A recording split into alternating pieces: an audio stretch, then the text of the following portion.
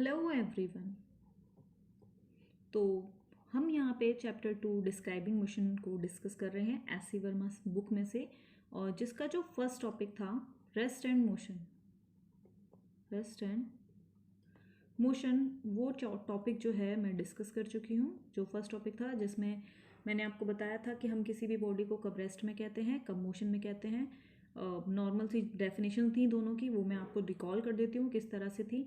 अब जैसे कि कोई ऑब्जेक्ट है या फिर कोई बॉडी है, वक्त गुजरने के साथ साथ, मतलब घड़ी है, टाइम गुजरने के साथ साथ, टाइम यहाँ से यहाँ हो रहा है, टाइम गुजरने के साथ साथ इसकी पोजीशन में चेंज नहीं हो रहा है, इसकी पोजीशन में चेंज नहीं हो रहा है टाइम गुजरने के साथ साथ, तो हम इसे रेस्ट में कहेंगे। ठीक है।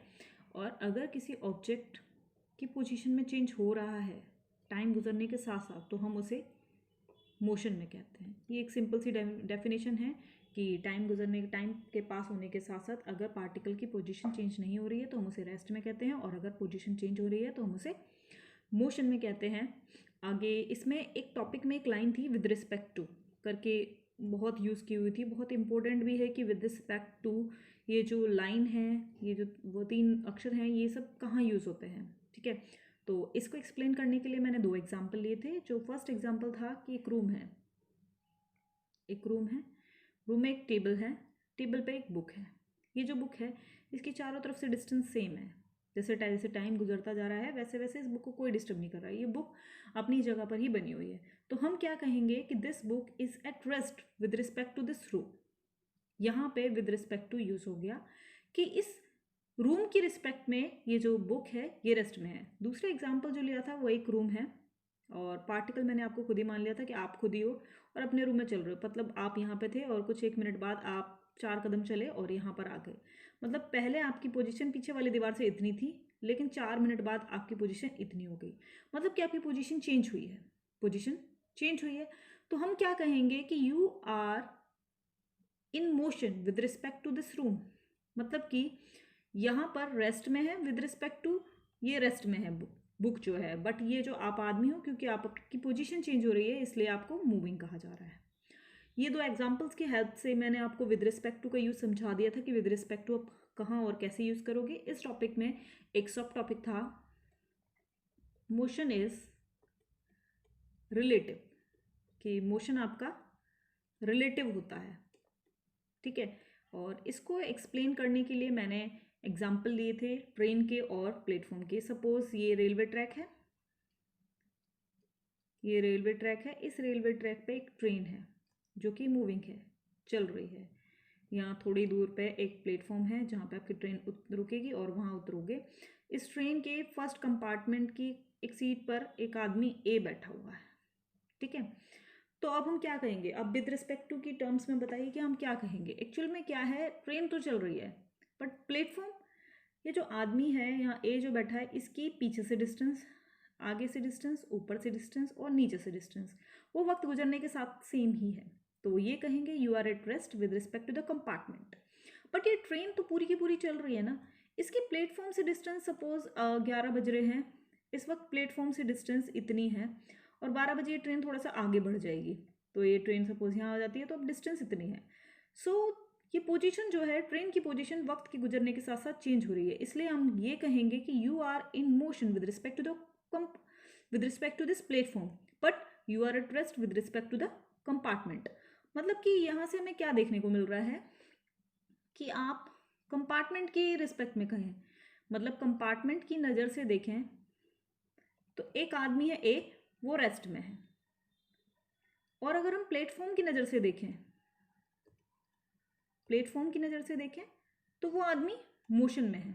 मतलब एक ही टाइम में एक आदमी ए वो रेस्ट में भी होता है और मोशन में भी होता है, तो यहाँ पे कॉन्ट्रडिक्शन आ जाती है। इसलिए हम कहते हैं कि motion is not absolute. Motion के बारे में हम एब्सोल्यूटली कुछ नहीं कह सकते हैं कि कौन रेस्ट में है कौन मोशन में है। सो इसलिए ये कहा जाता है कि मोशन इज रिलेटिव, हम उसके बारे में कुछ नहीं कह सकते। आगे हम इस टॉपिक की थोड़ा सा डेप्थ में और जाते हैं और ये सीखते हैं। आगे इस टॉपिक में है कि मैं आपसे पूछती हूँ कि ये जो प्लेटफॉर्म है ट्रेन से थोड़ी डिस्टेंस पर है, बताइए कि ये रेस्ट में है या मोशन में है। तो नॉर्मली आप ये कहोगे नॉर्मल लैंग्वेज के हिसाब से कि जो प्लेटफॉर्म है वो रेस्ट में है, रेस्ट में है। अगर आप प्लेटफॉर्म से थोड़ी दूर पर खड़े हैं, प्लेटफॉर्म से थोड़ी या प्लेटफॉर्म पर ही खड़े हैं, थोड़ी सी डिस्टेंस पे खड़े हैं और आप सिर्फ खड़े हैं, मूविंग नहीं, आप चल नहीं रहे हैं, तो हम आप उंगली दिखाकर ये कहोगे this platform is at rest with respect to me. But जो आदमी चलती हुई ट्रेन में बैठा है ए, उसके हिसाब से तो ये प्लेटफॉर्म चेंज हो रहा है क्योंकि उसकी पोजीशन चेंज हो रही है। वो थोड़ी देर में यहाँ आए, फिर थोड़ी देर में वहाँ आएगा। तो this platform is moving with respect to A, but this platform is rest is at rest with respect to मी।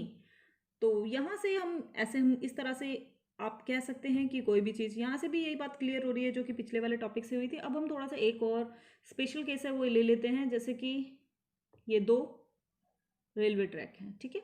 ये दो ट्रैक जो हैं आपके पैरेलल हैं। पैरेलल का मतलब होता है कि इनफाइनाइट डिस्टेंस पे भी इनके बीच की डिस्टेंस चेंज नहीं होगी। इनकी डिस्टेंस यहाँ 5 है तो आगे भी 5 ही होगी और आगे तक 5 चलती होगी। कभी भी ये दो रेलवे ट्रैक मिलेंगे नहीं, इसलिए हम इन्हें क्या बोलते हैं, इसलिए हम इन्हें पैरेलल बोलते हैं। ये दो पैरेलल रेलवे ट्रैक हैं। इस पैरेलल रेलवे ट्रैक में एक ट्रेन मूविंग है और दूसरी ट्रेन यहाँ मूविंग है। ये दोनों ट्रेनें सेम टाइम पे चली हैं और सेम स्पीड से चल रही हैं। और इस ट्रेन के फर्स्ट कंपार्टमेंट की थर्ड सीट की एकदम विंडो वाली सीट पर एक आदमी ए बैठा हुआ है। सिमिलरली इसी तरह से फर्स्ट कंपार्टमेंट की विंडो सीट, फर्स्ट कंपार्टमेंट की जो थर्ड सीट है उसकी विंडो सीट पर एक आदमी बी बैठा हुआ है। तो चाहे ट्रेन कितनी भी आगे तक क्यों ना चलती रहे, क्योंकि उनकी स्पीड सेम है और सेम टाइम पे वो चलना स्टार्ट किए हैं, तो इसलिए ये जो है ए और बी की जो पोजीशन है उनके ऊपर कोई फर्क नहीं पड़ रहा है क्योंकि ट्रेनें जो है पैरेलल चल रही हैं। तो हम यहाँ पे कहेंगे कि A is at rest with respect to B and B is at rest with respect to A. चलो ये तो बात हो गई इन दोनों की, ए और बी की। बट प्लेटफॉर्म के बारे में क्या कहें, ये प्लेटफॉर्म है, ये प्लेटफॉर्म है, ठीक है। तो इन दोनों की जो डिस्टेंस है वो प्लेटफॉर्म से लगातार वक्त के गुजरने के साथ साथ चेंज हो रही है। तो हम ये कहेंगे A is moving with respect to the platform, B is moving with respect to the platform और this platform is moving with respect to A and B, ठीक है। तो यहाँ पर दोनों की मतलब ये जो स्पेशल केस है मैंने आपको इसलिए बताया कि आप विद रिस्पेक्ट टू को यूज़ करना सीख जाएं कि हम विद रिस्पेक्ट टू को कैसे यूज़ करेंगे। बाकी इस चैप्टर में जो हमारा सेकेंड टॉपिक था, position of A particle, position of a particle in straight line motion, straight line motion में जो पार्टिकल होता है, मतलब एक पार्टिकल है, सपोज ये स्ट्रेट लाइन है, इस स्ट्रेट लाइन में पार्टिकल, मैंने आपको खुद ही मान लिया था कि आप ही पार्टिकल हो, ये पार्टिकल स्ट्रेट लाइन में मूव कर रहा है, ठीक है। ये पार्टिकल स्ट्रेट लाइन में मूव कर रहा है। तो यहाँ पर ये जो टॉपिक है उसका डिस्कशन है इसकी पोजीशन के बारे में। बताइए इसकी पोजीशन क्या है, मतलब इसकी लोकेशन क्या है, ये कहाँ है, कितनी दूर पर है, किस डिस्टेंस में। तो नॉर्मली इसको कैलकुलेट करने के लिए ये जो इसकी जगह है जहाँ से चलना शुरू करता है उसे हम मान लेते हैं ओरिजिन। ओरिजिन को हम रेफरेंस पॉइंट भी कह सकते हैं, रेफरेंस पॉइंट भी कहा जाता है, ओरिजिन को रेफरेंस पॉइंट भी कहा जाता है। और रेफरेंस पॉइंट की जो राइट साइड वाली जगह होती है वो हमेशा पॉजिटिव में कैलकुलेट होती है, जबकि लेफ्ट साइड वाली जो जगह होती है वो हमेशा नेगेटिव में कैलकुलेट होती है। तो ये जो है ये डिस्टेंस में होता है और डिस्टेंस को मीटर में मेजर करते हैं, इसलिए हम इसमें मीटर लिख देते हैं। यहाँ 1 मीटर, 2 मीटर, 3 मीटर, इस तरह से है। तो यहाँ पर पोजीशन जो होती है, ये जो पोजीशन के बारे में मेन मुद्दा है हमारा यहाँ पर समझने का कि पोजीशन को किस तरह से, पोजीशन को रिप्रेजेंट किया जाता है एक्स से, ठीक है। और एक्स की वैल्यू सपोज आप यहाँ से चलकर यहाँ इस 2 पर पहुँच गए हैं तो x is equal to +2 metre हो जाएगा। यहाँ पे जो प्लस है ना ये आपको डायरेक्शन के बारे में बताएगा कि आप राइट साइड में पॉजिटिव डायरेक्शन में चल रहे हैं। और ये जो 2 है ये एक न्यूमेरिकल वैल्यू है जो एक नंबर भी होता है, नंबर भी हो सकता है, नंबर ही होता है। और ये आपको डिस्टेंस के बारे में बताता है कि आप कितनी डिस्टेंस चल रहे हो। और यहाँ पे ये जो मीटर है दिस इज द यूनिट, ये वो यूनिट है जिसमें इस डिस्टेंस को कवर किया जा रहा है, ठीक है। तो यहाँ पर ये टॉपिक आपका खत्म होता है। देन उसके बाद एक न्यूमेरिकल भी था, एक न्यूमेरिकल था जिसमें एक स्ट्रेट लाइन थी, स्ट्रेट लाइन में यहाँ पे P1 एक पोजीशन थी, यहाँ पे +2 था और यहाँ पे P2 एक पोजीशन थी, यहाँ पे -2 था। और आपसे ये पूछा जा रहा था बताओ दोनों पोजीशन सेम है या नहीं है। तो हमारा आंसर होता है कि पोजीशन सेम नहीं है क्योंकि इन दोनों के साइन अलग अलग हैं, एक पॉजिटिव डायरेक्शन में है एक नेगेटिव डायरेक्शन है। But the magnitude of distance is same क्योंकि ओरिजिन से 2 मीटर के डिस्टेंस पर पोजीशन P1 है और ओरिजिन से अगली डिस्टेंस पर हमारा P2 है। अब हमारा जो थर्ड टॉपिक था उसे हम डिस्कस करेंगे। थर्ड टॉपिक अब हमारा जो थर्ड टॉपिक था डिस्टेंस ट्रेवर्स्ड एंड डिस्प्लेसमेंट, कि डिस्टेंस और डिस्प्लेसमेंट के बारे में हमारा टॉपिक था कि डिस्टेंस और डिस्प्लेसमेंट क्या होता है। तो इसको नॉर्मली समझाने के लिए मैंने आपको बोला था कि एक पार्टिकल है जो कि पोजीशन ए पर है और एक पार्टिकल पोजीशन बी पर है। सपोज यहाँ से लेकर यहाँ तक वो पार्टिकल गया, तो ये जो पाथ है, this is actual path length, इसको हम बोलते हैं डिस्टेंस। तो डिस्टेंस की नॉर्मल डेफिनेशन यही है कि distance is the actual path length. और अगर ये कर्व में ना जाकर, मतलब ये कर्व किसी भी तरह से हो सकता है, ऐसे भी, ऐसे किसी भी तरह से आपको बी पर पहुंचना है, कैसे भी करके, लेकिन ये कर्व जरूरी नहीं है ऐसे ही जाए। तो जब डिस्प्लेसमेंट की बात आती है तो आप कोई कर्व वर्व नहीं लेते, आप सीधा चलते हैं। डिस्प्लेसमेंट को इस बात से कोई मतलब नहीं है आप कहाँ कहाँ से कैसे कैसे घूम कर गए, उसे बस इस बात से मतलब आप पहुंचे जल्दी से जल्दी, कम टाइम में, शॉर्टेस्ट डिस्टेंस में, स्ट्रेट लाइन में पहुंच गए। स्ट्रेट लाइन जो डिस्टेंस होती है वो एकदम शॉर्टेस्ट होती है, और ये जो स्ट्रेट लाइन डिस्टेंस होती है ये बिना डायरेक्शन के नहीं हो सकती। आप उंगली से दिखाओगे तभी तो स्ट्रेट जाएगा, है ना। तो this straight line distance is displacement with the direction. यहाँ पे आपको एक बात याद रखनी है कि जो डिस्टेंस होता है उसमें सिर्फ मैग्नीट्यूड होता है, और जो डिस्प्लेसमेंट होता है उसमें मैग्नीट्यूड और डायरेक्शन दोनों होती हैं। यहाँ पे जो डिस्टेंस का मैग्नीट्यूड होता है वो यहाँ से यहाँ तक की लेंथ है, बट डिस्प्लेसमेंट का जो मैग्नीट्यूड होता है वो होता है ए से बी तक की जो डिस्टेंस है, उसको हम डिस्प्लेसमेंट का मैग्नीट्यूड कहते हैं। ये तो था आपका डिस्टेंस और डिस्प्लेसमेंट के बारे में थोड़ी सी चर्चा। देन उसके बाद इस टॉपिक में एक न्यूमेरिकल भी था। इस टॉपिक में एक न्यूमेरिकल भी था कि एक न्यूमेरिकल था इस टॉपिक में। एक न्यूमेरिकल था कि 5:30 बजे एक आदमी घर से निकलता है और 6:15 बजे वापस आ जाता है। घर से 5:30 बजे निकलता है और 6:15 बजे वापस आ जाता है। बताइए कि डिस्प्लेसमेंट कितना है। तो डिस्प्लेसमेंट है जी आपका 0, क्योंकि the distance between the final position and the initial position 0। तो जैसे कि ये घर है, घर से 5:30 बजे आदमी निकला, घूमा फिरा और वापस इसी जगह पर आ गया, मतलब उसकी फाइनल और इनिशियल पोजीशन सेम है। जब सेम ही है तो डिस्टेंस किस बात की। इसी वजह से ये बहुत ही अच्छा है एक न्यूमेरिकल की, जिससे आपको पता चले कि डिस्प्लेसमेंट 0 भी हो सकता है। डिस्प्लेसमेंट आपका पॉजिटिव भी होता है, नेगेटिव भी होता है, और 0 भी डिस्प्लेसमेंट हो सकता है। इस टॉपिक में एक सब टॉपिक था कि displacement in straight line motion. Displacement जो हमने पढ़ा वो straight line motion, displacement in straight line, straight line में अगर मोशन हो रहा है तो हम डिस्प्लेसमेंट को, नॉर्मली ये जो सब टॉपिक था ये था आपका डिस्प्लेसमेंट की मैथमेटिकल कैलकुलेशन के लिए, जिसमें ये बताया था कि ये स्ट्रेट लाइन है, स्ट्रेट लाइन है। इस स्ट्रेट लाइन में डिस्प्लेसमेंट को आप किस तरह से कैलकुलेट करोगे। सपोज ये ओरिजिन है, यहाँ से 1 और ये 2 और ये 3 और ये मीटर में है कुछ इस तरह से। अब जैसे पोजीशन है तो नॉर्मली जो डिस्प्लेसमेंट का फॉर्मूला होता है, जो इस टॉपिक का जो पर्पस है कि आपको डिस्प्लेसमेंट को स्ट्रेट लाइन मोशन में फॉर्मूला मिले, वो है एस से हम इसे डिनोट करते हैं, x is equal to x2 minus x1। This x2 is the final position and this x1 is the initial position. Suppose कि आप 2 से 3 पर गए तो ये हो जाएगा 3 माइनस 2, तो आप पूरा 2 चले, ठीक है।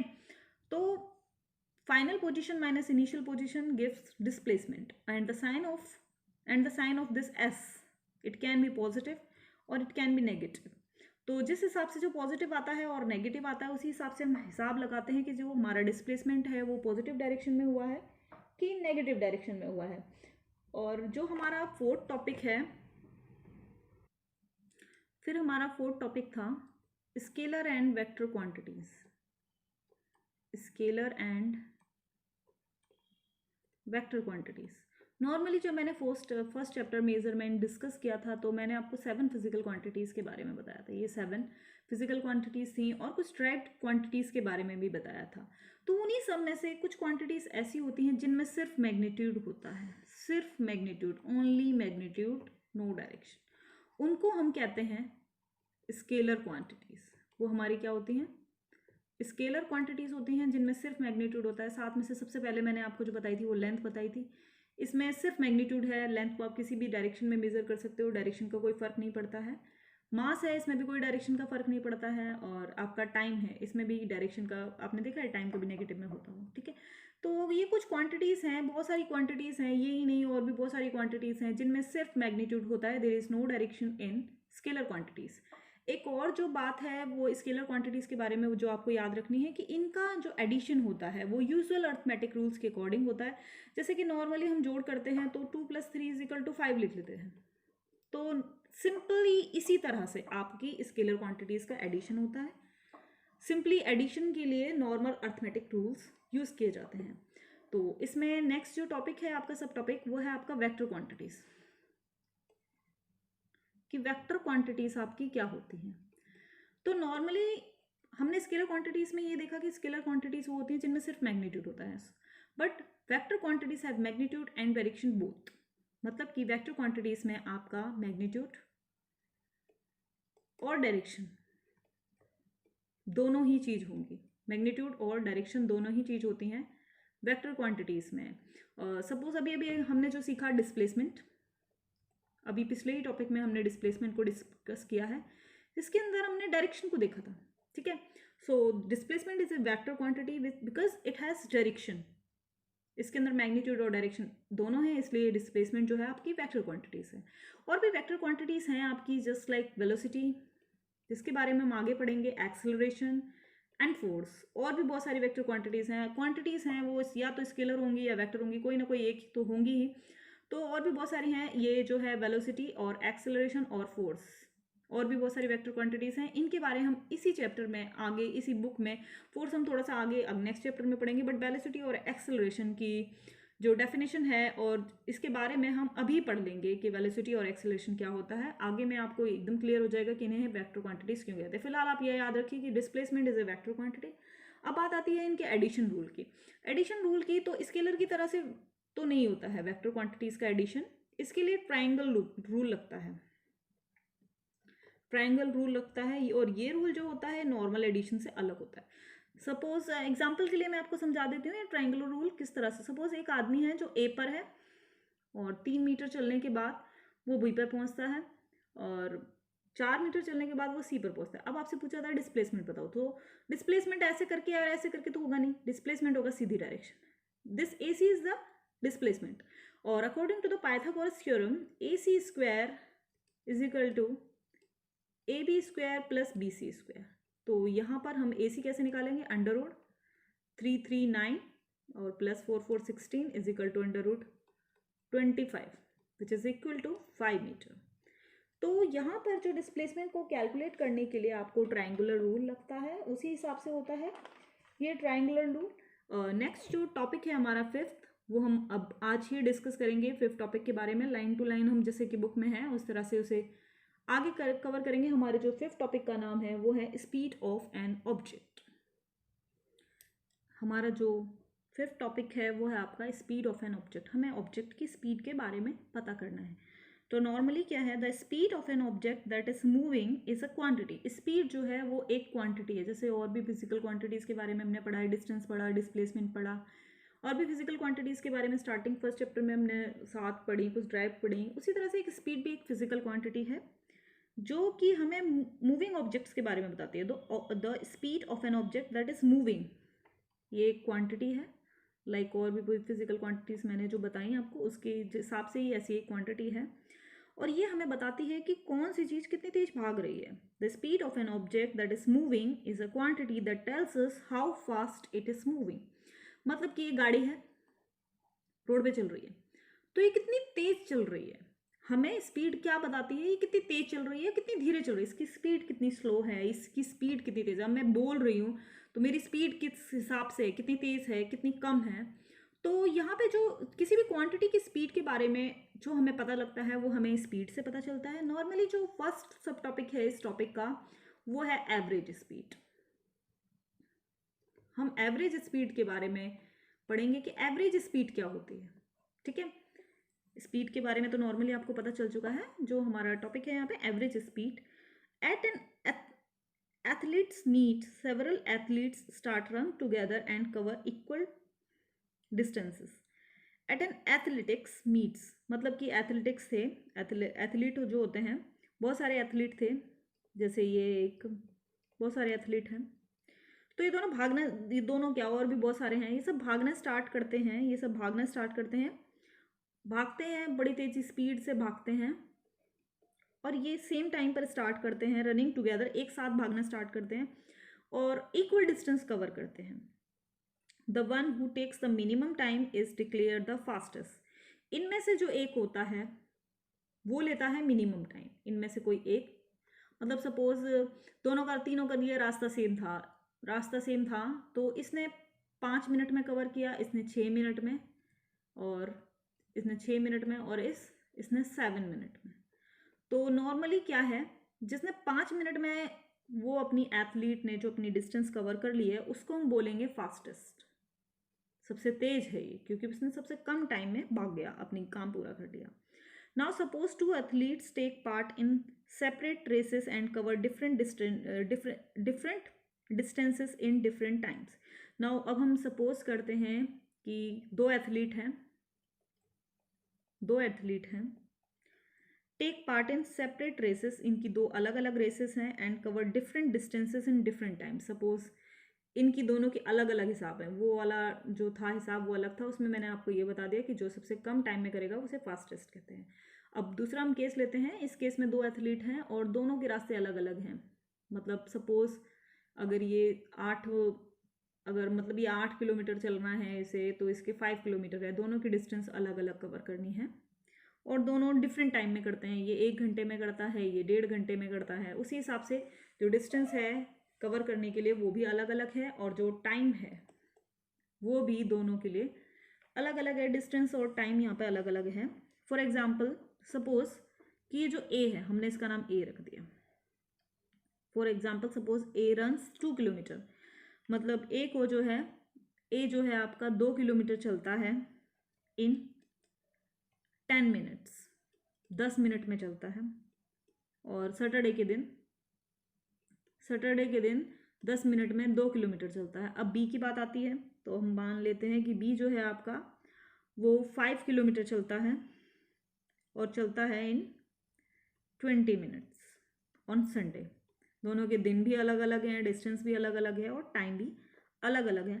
How do we decide who is faster? हम ये किस तरह से डिसाइड करेंगे कौन फास्ट है, क्योंकि सब कुछ ही अलग अलग है। जब सब कुछ सेम होता है तो हम फास्ट करना हमारे लिए आसान होता है। सपोज इन तीनों की जो डिस्टेंस थी वो सेम थी, तो हमने टाइम के हिसाब से हिसाब लगा लिया था कि कौन फास्टेस्ट है, जिसको सबसे कम टाइम लगा वो फास्टेस्ट है।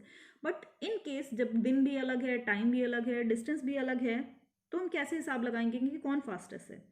टू डिसाइड दिस, हमें डिसाइड करने के लिए we have to find the distances covered by A and B in the same time interval.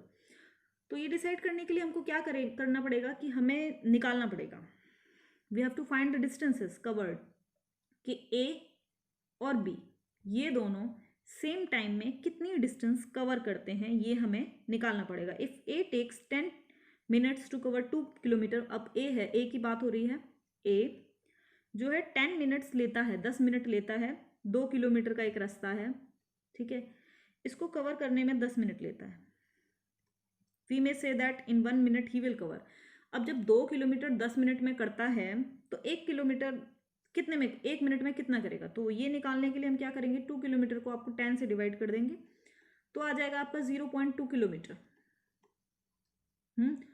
जब आपका 2 किलोमीटर 10 मिनट में, मतलब पूरा 10 मिनट है आपके पास, 2 किलोमीटर चलता है, अब आपको 1 मिनट निकालना है, तो अब किस तरह से निकालेंगे? नॉर्मली 2 किलोमीटर आपने देखा होगा, 2 किलोमीटर चलने के लिए जो टाइम लगता है वो 10 मिनट लगता है नॉर्मली। अब आपको 1 मिनट के लिए निकालना है, 1 मिनट के लिए, या फिर आप ये इस तरह से यहाँ पे रख सकते हैं, ये 1 मिनट 10 मिनट यहाँ रख लीजिए। 10 मिनट में जो डिस्टेंस कवर होती है वो 2 किलोमीटर होती है, फिर 1 मिनट में कितनी होगी? तो नॉर्मली हमारा क्या होता था, इन दोनों की मल्टीप्लाई करो और इससे डिवाइड कर दो, तो 2 × 1 डिवाइडेड बाय 10, 2 को 10 से डिवाइड कर देंगे तो अब हमारा आएगा 0.2 किलोमीटर। 0.2 किलोमीटर टाइम लगता है, 0.2 किलोमीटर जो डिस्टेंस है 1 मीटर में ए जो है कवर करता है। But A may not have run 0.2 kilometre every minute during the 10 minutes he took to cover 2 kilometres. But ऐसा नहीं है कि ये जो ए है may not have run 0.2 kilometre, हमने जो निकाला कि 1 मिनट में 0.2 किलोमीटर चलता है, तो ज़रूरी नहीं है कि जो आपका एक ए है वो 0.2 किलोमीटर चलता हो 1 मिनट में, और वो पूरा 10 मिनट दौड़ा है, तो कोई ज़रूरी स्टार्टिंग में क्या पता उसकी स्पीड स्लो रही हो, तो ज़्यादा तो कम चला हो, सेकंड मतलब बाद में उसकी, मतलब ये हम नहीं कह सकते A may not have run 0.2 kilometre in every minute. ज़रूरी नहीं है कि पूरे 10 मिनट के इंटरवल में हर मिनट में वो 0.2 किलोमीटर चला होगा। He took to cover 2 kilometre, he took to cover, उसे 2 किलोमीटर चलना है। He may have covered less than 0.2 kilometre in some interval of 1 minutes, और उसे टोटल 2 किलोमीटर चलना है। He may have covered less than 0.2 kilometre in some minute in interval, मतलब कोई minute ऐसी भी होगी जिसमें वो 0.2 किलोमीटर से भी कम चला होगा, क्योंकि उसकी स्पीड भाई कम होगी उस टाइम। को ज़रूरी थोड़ी है कि 10 मिनट के हर मिनट में उसकी स्पीड सेम रही हो, और कोई कोई मिनट ऐसी भी होगी जिसमें वो लेस 0.2 किलोमीटर से लेस चला होगा, और कोई कोई मिनट, तो यहाँ ज़रूरी नहीं है कि वो हर एक मिनट में 0.2 किलोमीटर चला हो। मतलब 2 किलोमीटर हमने एवरेज लिया था कि 1 मिनट में वो 0.2 किलोमीटर के करीबन चला होगा, तो उसने 2 किलोमीटर 10 मिनट में कंप्लीट कर दिया। तो इस तरह से नहीं है, कोई ऐसा मिनट भी होगा जिसमें वो 0.2 किलोमीटर से भी कम चला होगा, लेस देन 0.2 किलोमीटर, कोई मिनट ऐसी भी होगी। और कोई मिनट ऐसी भी होगी जिसमें वो 0.2 किलोमीटर से ग्रेटर, ज़्यादा चला होगा, ऐसी भी मिनट होगी जिसमें वो इतना चला होगा। And more than 0.2 kilometre in some others. So 0.2 kilometre is the average distance covered in minute. तो लेस देन भी हो सकता है, ग्रेटर देन भी कहेंगे, तो हम इस 0.2 किलोमीटर को कहेंगे average. This is the average distance covered in, average distance है ये कवर्ड इन 1 मिनट। 1 मिनट में ये एवरेज डिस्टेंस है, एग्जैक्टली नहीं है, ज़्यादा कम भी हो सकता है। तो the overall rapidity in this 10 minutes run is represented by saying that he covers on the average 0.2 kilometre पर मिनट। तो नॉर्मली हम इसको किस तरह से रिप्रेजेंट करेंगे, हम इस तरह से बोल सकते हैं ही covers on an average 0.2 kilometre, average में 0.2 किलोमीटर वो लगभग चला होगा हर मिनट में, पर मिनट वो 0.2 किलोमीटर चला होगा, तभी उसने 2 किलोमीटर की जो डिस्टेंस है वो कवर कर ली 10 मिनट में। उसी तरह से ये तो हमने निकाला ए के लिए। अब जो हमारा बी वाला केस था उसमें वो था, उसे चलना था 1 किलो, बी वाला जो केस था उसमें उसे 5 किलोमीटर चलना था, और वो भी 20 मिनट्स में वो उसने कवर कर लिया था। तो अब भाई 20 मिनट्स में 5 किलोमीटर चलता है, तो 1 मिनट में कितना चला होगा, नॉर्मली हम डिवाइड करेंगे, ये 5 किलोमीटर को हमने 20 से किया तो आ जाएगा 0.25 किलोमीटर। मतलब ऑन एन एवरेज जो बी है वो 0.25 किलोमीटर एवरेज चला होगा पर मिनट, तब जाके उसने अपनी 5 मीटर की जो डिस्टेंस है वो कवर करी। We therefore conclude that B runs faster than A. तो हम यहाँ पे क्या कवर करते हैं कि भाई 0.225 एवरेज इसकी 1 मिनट में हमने मिनट को सेम कर दिया, मतलब पर मिनट सेम कर दिया। उसके बाद देखा कि भाई ये तो 0.2 किलोमीटर चलता है और ये 0.25 किलोमीटर चलता है, मतलब ये जीरो हम मान सकते हैं, 0.20 और 0.25, तो ये ज़्यादा है, मतलब कि इसने ज़्यादा डिस्टेंस कवर करी, और टाइम तो दोनों का सेम है। जिसने ज़्यादा डिस्टेंस कवर करी उसकी स्पीड ज़्यादा है, क्योंकि टाइम तो दोनों का सेम था ना। जो पहले वाला केस था उसमें डिस्टेंस सेम थी, ठीक है, और हमने टाइम से हिसाब लगाया था। यहाँ पर जो है टाइम सेम है, हम डिस्टेंस से हिसाब लगा रहे हैं, जिसकी डिस्टेंस ज़्यादा होगी वो फास्टर होगा। इस तरह से we therefore conclude that B runs faster, कि बी जो है आपका वो फास्टर है than A, covers more distances is that same time interval. So the overall rapidity of an object in a given time interval is decided by a quantity called average speed. तो normally जो तेजी है किसी भी चीज़ की, जो quantity है वो चल रही है, उसकी जो रैपिडिटी है उसको हम नॉर्मली एवरेज स्पीड से शो करते हैं। एवरेज स्पीड्स वी एवरेज इसे इस तरह से डिनोट करते हैं। और ये होता क्या है, this is the distance traversed,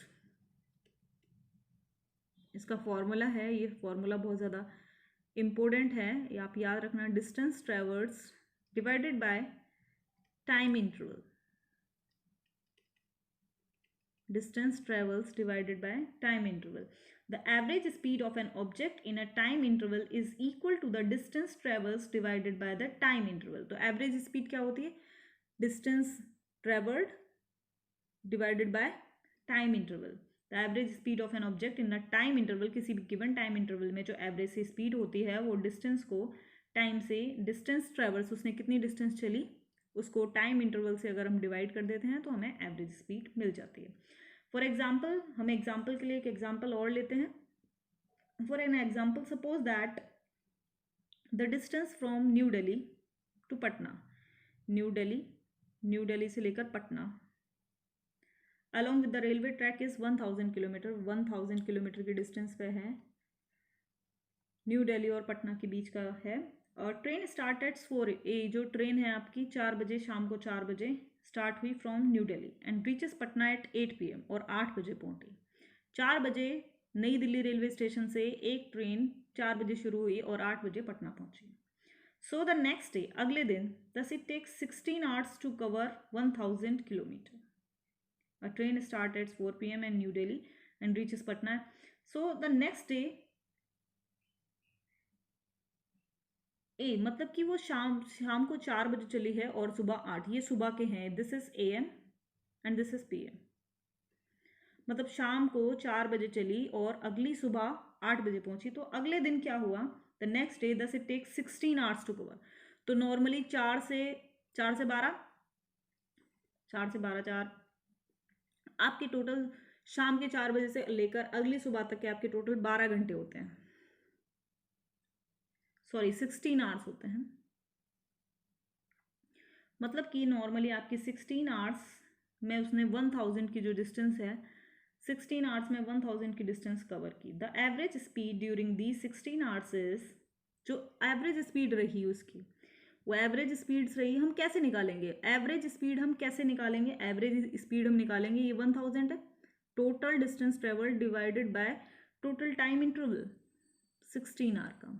तो जो हमारी एवरेज, जो आपकी एवरेज स्पीड है वो आ जाएगी 62.5 किलोमीटर पर आवर. इस तरह से यहाँ पर एवरेज स्पीड आ जाती है हमारी. आगे इसमें एक न्यूमेरिकल का जो स्टेटमेंट है, न्यूमेरिकल हमारा क्वेश्चन है, उसका स्टेटमेंट है, अ बस बिटवीन विशाखापट्टनम एंड हैदराबाद. ये विशाखापट्टनम और ये हैदराबाद, ठीक है. एक बस इनके बीच में चल रही है बिटवीन विशाखापट्टनम में Hyderabad, pass the 100 kilometre, 160 kilometre and 220 kilometre points. मतलब कि एक ये 100 किलोमीटर यहाँ पे जो बस है वो 100 किलोमीटर आपकी पहुँचती है 10:30 बजे सुबह की, ठीक है, AM. और जब वो पहुँचती है आपकी 160 किलोमीटर, तो बज रहे होते हैं उस टाइम 11 बज रहे होते हैं, 11:30. और जब वो होती है आपकी 220 किलोमीटर पर, तो बज रहे होते हैं आपके 1:30 दोपहर के. Find the average speed of the bus during each of the following intervals. ये जो इंटरवल्स हैं, एक इंटरवल ये 100 किलोमीटर का, दूसरा ये 100 से 160 का, और ये तीसरा. इन तीनों इंटरवल में 1 2 3, इन तीनों इंटरवल में आपको एवरेज स्पीड बतानी है. मतलब कि 10:30 से लेकर, 2 ही इंटरवल हैं, 10:30 से लेकर 11:30 बजे तक का, और ये 11:30 से 1:30 बजे तक का, और एक इंटरवल है आपका पूरा टोटल 10:30 से लेकर 11:30 बजे का.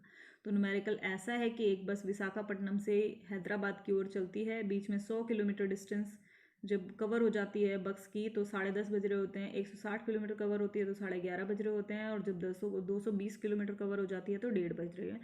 आपसे पूछा जा रहा है यहाँ पर एवरेज डिस्टेंस बताओ. 10:30 से 11:30 के बीच में क्या एवरेज डिस्टेंस रही बस की, वो बताओ. और 11:30 से 1:30 बजे तक एवरेज डिस्टेंस क्या रही बस की, वो बताओ. और पूरे के पूरे ट्रैवल में उसकी एवरेज डिस्टेंस क्या रही, वो बताओ. मतलब हमें यहाँ पर 3 एवरेज डिस्टेंस बतानी है. तो हम पहले के लिए शुरुआत करते हैं. The distance covered between 10:30 AM and 11:30 AM is 160. मतलब 10:30 बजे से लेकर 11:30 के बीच में हम ये वाली कैलकुलेट कर रहे हैं. तो आपको टोटल कितना टाइम लगा, या फिर टोटल कितनी डिस्टेंस थी. तो 160 किलोमीटर में से आपने 100 माइनस कर दोगे तभी तो आपको डिस्टेंस मिलेगी, ठीक है. तो ये है कि 10:30 बजे से लेकर 11:30 बजे तक वो 60 किलोमीटर चली, और 10:30 से 11:30 इसमें क्या है, ये 1 घंटा है, 1 आवर। तो एवरेज स्पीड कैसे निकालेंगे, we average total distance travelled 60 kilometre and time 1 hour. 1 को हम कैलकुलेट नहीं करेंगे, तो यहाँ पर जो एवरेज डिस्टेंस रही आपकी 60 किलोमीटर पर आवर रही।